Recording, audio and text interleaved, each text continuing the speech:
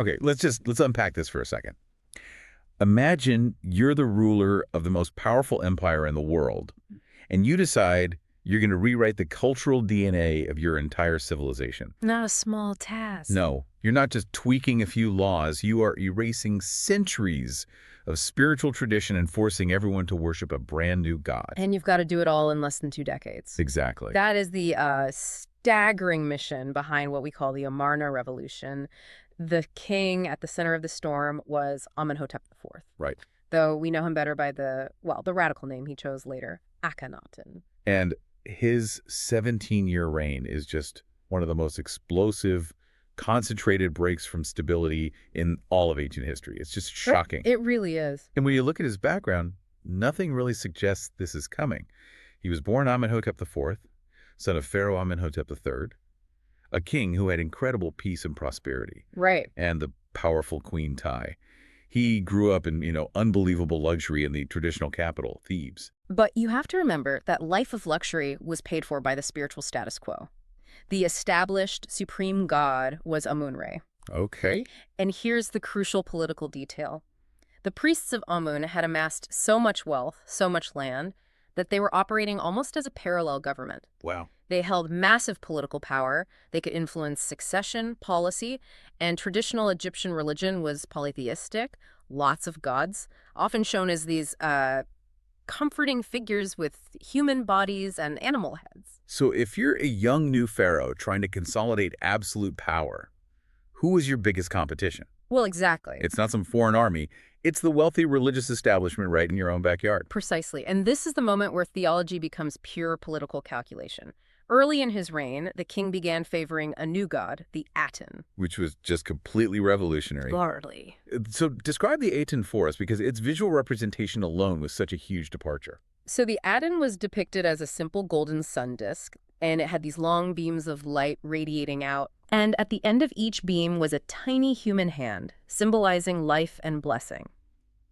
What's so fascinating is that the Aten had no human or animal form at all. Yeah. It was formless, intangible energy, the source of all creation. And Akhenaten declared the Aten was the only true creator.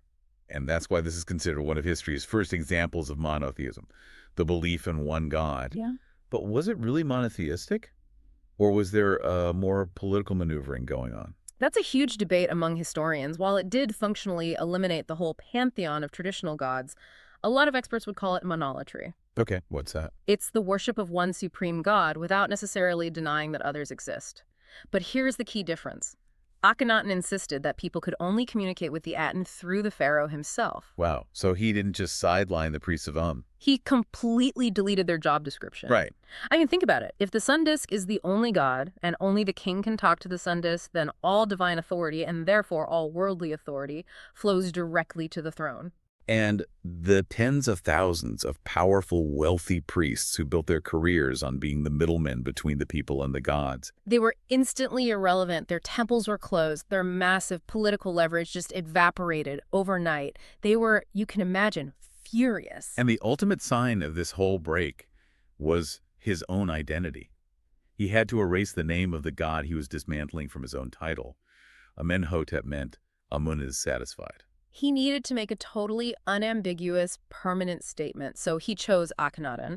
It translates to something like effective for the Aten or shining spirit of the Aten. Just think about the sheer audacity of that. Yeah. He wasn't just changing his name. He was severing the spiritual connection to his ancestors, maybe even invalidating his own claim to the throne under the old system. He even encouraged high officials and his family to get new Aten-focused names. So it was a total overhaul of the country's elite structure. Exactly. But dropping the name Amenhotep must have alienated the entire powerful establishment in Thebes.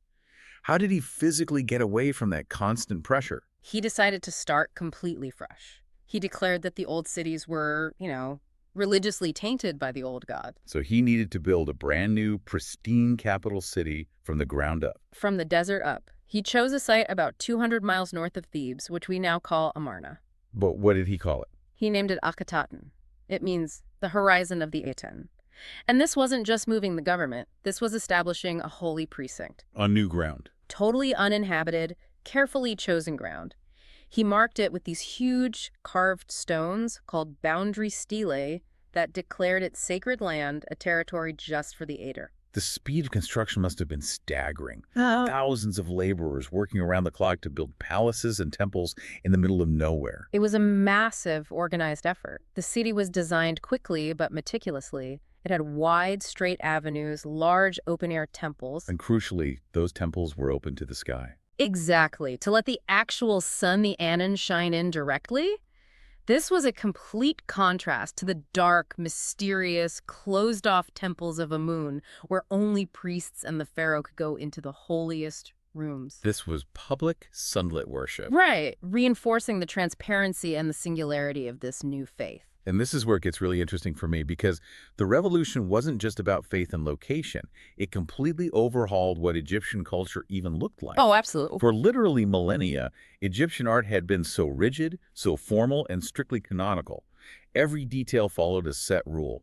And then the Amarna style just hits. It was an artistic earthquake. Suddenly, the human figures in art, especially the royal family, are shown with these startling, sometimes alarming features. Yeah, you see these elongated heads, thin necks, sloped shoulders, and often large stomachs and hips. It's a very distinct look. Those depictions sound almost alien. So was this a sign that Akhenaten had some kind of genetic disease? Or was this radical appearance a deliberate statement? The disease theory, something like Marfan syndrome, is plausible, but it's still highly debated. Okay. The dominant historical view is that these exaggerated features were intentional. They were a statement of unique divinity. How so? Well, by looking so dramatically different from the traditional, perfectly sculpted physique of past pharaohs, Akhenaten was visually saying, I am not just a man. I am a new kind of being. A newly created being, the son of the Aten, someone who had the characteristics of both male and female in one body. That idea, being a unique creation, explains the style. But I think the shift to naturalism is just as shocking. We see images of the king kissing his children or Nefertiti sitting on his lap. That kind of emotional intimacy was totally unheard of in formal royal art. That's the true artistic genius of the Amarna period. While the bodies were exaggerated, the sentiment became intensely realistic and intimate. Artists used light and shadow masterfully, and they captured everyday royal life. The message was clear.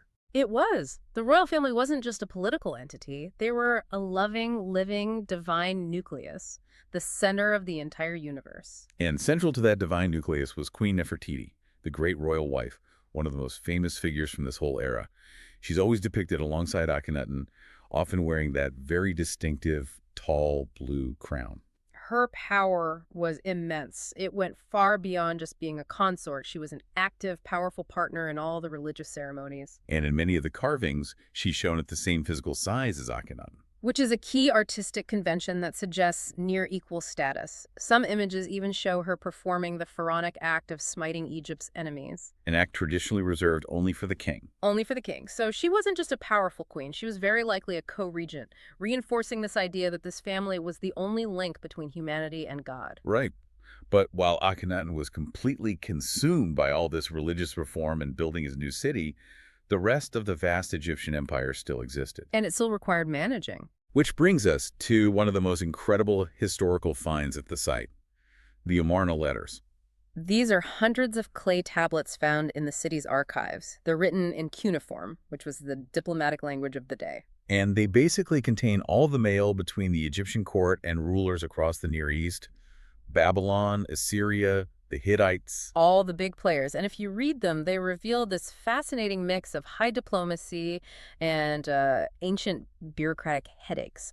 Foreign kings writing in, demanding more gold for their loyalty or complaining about broken trade deals. But there's a deeply problematic part for Akhenaten's legacy in those letters. Oh, absolutely. Buried among the demands for gold are these desperate pleas from Egyptian governors in the Levant. They're begging the pharaoh for military reinforcements. Archers, chariots, anything to defend against local rivals and invaders who are threatening Egyptian territory. And what was Akhenaten's response to these urgent military requests? Largely silence. Or, trivial aid.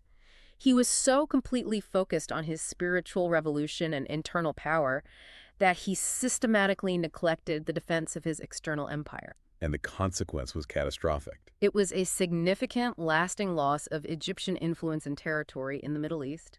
Regional powers just seized the opportunity while the pharaoh was distracted. So his singular focus on the divine cost him the real-world empire his father had built. And as his reign reached its final years, he intensified his revolutionary push, almost in a frenzy. The revolution turned aggressive. Akhenaten ordered this massive countrywide campaign that we call a memory sanction. A memory sanction. Workers were sent out to temples and monuments across Egypt with one command: systematically chip away the name and image of Amun from every single surface. He was literally trying to erase the previous god from history. That must have created just widespread resentment. You're closing the magnificent temples at Karnak, stripping their immense wealth, removing the festivals that were the whole rhythm of Egyptian life. The resentment was festering. Among the priests, the traditional elite, and the common people who relied on the temples for their livelihood and their spiritual comfort. Akhenaten ruled for about 17 years, and then he died under mysterious circumstances. And the moment his unifying, forceful personality was gone, The whole revolution just collapsed. the speed of the reversal is stunning. Akhenaten immediately started losing its population, Yeah. and a young boy named Tutankhaten took the throne. Yes, and he was quickly guided by older, more traditional advisors, likely former priests and military men, who wanted the old order back. Of course. And one of his very first acts was changing his name, from Tutankhaten, honoring the Aten, to Tutankhamen. Honoring the traditional supreme god, Amun. That name change signaled the immediate end of the whole Amarna experiment. The royal court moved back to Thebes and Memphis, the huge temples of Amun-Ra reopened, and the priests got all their wealth and status back. And Akhenaten was just abandoned, Yeah, left to the desert. completely. And later pharaohs went even further. They dismantled some of Akhenaten's buildings and deliberately removed his and Nefertiti's names from the official king lists. They tried to erase the memory of the heretic king entirely. And yet, despite those attempts, Akhenaten is still one of the most controversial and fascinating figures in all of history. His name was forgotten for thousands of years until archaeologists rediscovered his strange, beautiful city. His story really shows that even a king with absolute power can't always force cultural and spiritual change. Not if that change isolates him from the pragmatic needs of governing, the loyalty of the elites, and the comfort of the people. His empire faltered because his focus was purely internal and theological. But the paradox is still there. Mm. His political revolution failed, it was violently reversed, but the artistic freedom and emotionality he briefly allowed, that short period where artists could capture human love and emotion, that is now one of the most celebrated phases of ancient Egyptian civilization. It just proves that even failed revolutions can leave behind a staggering, unforgettable cultural memory. Good luck with your studies.